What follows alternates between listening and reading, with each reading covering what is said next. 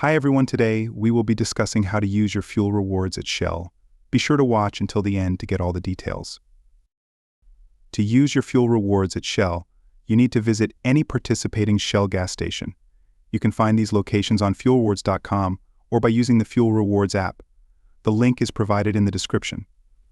When you arrive at the gas station, tap on the rewards option and swipe your fuel rewards card at the pump. Alternatively, you can enter your Alt ID. After this, swipe your debit or credit card to apply the discount.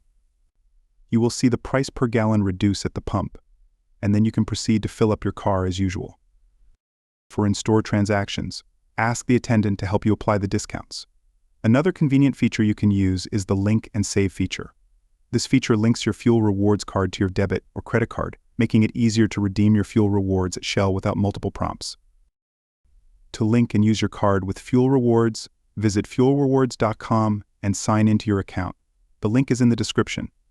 Go to the Manage Cards section and enter your debit or credit card details. Then, enable the Link and Save feature. Once this is done, visit a Shell station and swipe your linked card to use your rewards automatically.